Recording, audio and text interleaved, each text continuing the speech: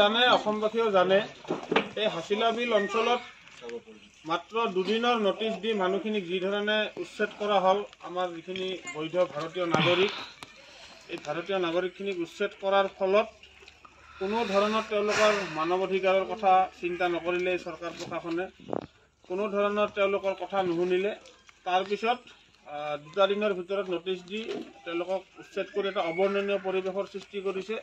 আজি ইয়াত মহিলা আছে, বয়োজ্যেষ্ঠ মানুহ আছে, শিশু আছে, বিভিন্ন ৰোগী আছে, দুগৰাকীকৈ ব্যক্তিৰ মৃত্যু হৈছে। ইয়াতে আজি ত্ৰিপালৰ তলত প্ৰচণ্ড গৰম, প্ৰখৰ ৰ'দ, বৰষুণৰ মাজত তেওঁলোকে যি ধৰণে ইয়াত বসবাস কৰি আছে তেওঁলোকক যেন মানে নাগৰিক হিচাপে আচলতে চৰকাৰে তেওঁলোকক ধৰা নাই, কোনো ধৰণৰ হেল্থ ফেচিলিটিজ তেওঁলোকক প্ৰভাইড কৰা হোৱা নাই। গতিকে আজি ভাতৃপ্ৰতিম মহচিন খান ডাঙৰীয়া তেখেতে এটা উদ্যোগ লৈছে, লগতে আমিও সহযোগিতা কৰিছোঁ। আমাৰ মাজত তেওঁলোকে ক'লে সকলো উপস্থিত আছে, সকলোৱে মিলি আমাৰ ইয়াৰে ৱাৰ্ড কমিশ্যনাৰ তাজ আলম ডাঙৰীয়া আছে, আমাৰ যুৱ কংগ্ৰেছৰ শ্বৰীফ আমিন আছে, NSS শ্বৰীফুল আছে, লগতে জিয়াছ স্বামী আব্দুল্লাহ, আমাৰ গুৱাহাটী বিশ্ববিদ্যালয় আমচুৰ চাহানুৰ আছে, ভাতৃপ্ৰতিম সকলোৱে আছে। সকলোৱে মিলি মানুহখিনিক যৎকিঞ্চিত যিখিনি পাৰা যায় কিছু মানে স্বাস্থ্য সেৱা উপলব্ধ কৰাৰ বাবে আজি মেডিকেল কেম্প আয়োজন কৰিছোঁ। আমাৰ লগত ডক্টৰ আৰু ফাৰ্মাচিষ্টৰ টীম আহিছে। গতিকে সকলোৱে শৃংখলাবদ্ধভাৱে এই মেডিকেল কেম্পটো আগবঢ়াই লৈ যাব বুলি সকলোৰে সহায় সহযোগিতা কামনা কৰিছোঁ। ধন্যবাদ।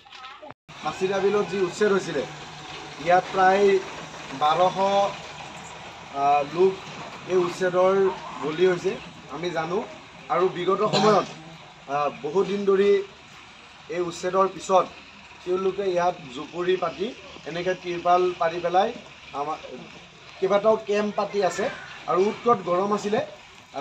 বহুত লোক আমাক বিগত সময়ত বাৰে বাৰে যোগাযোগ কৰিছিলে এই অঞ্চলৰ পৰা যে তেওঁলোকক চিকিৎসা সেৱাৰ ব্যৱস্থা কৰি দিব লাগে।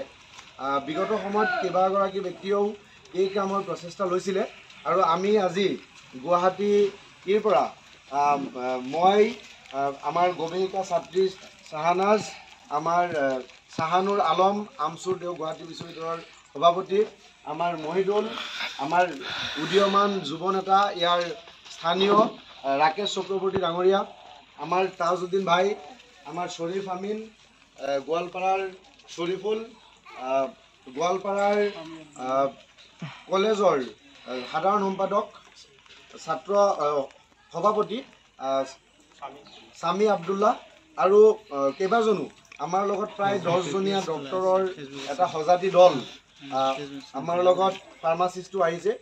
আমি গোৱালপাৰাত আজি মেডিকেল হেল্থ কেম্পৰ আয়োজন কৰিছোঁ, আৰু আমি মেডিচিনছ লৈ আহিছোঁ, আৰু তেওঁলোকৰ এই কাৰ্যটো আনুষ্ঠানিকভাৱে আমি ইয়াত আয়োজন কৰিবলৈ লৈছোঁ,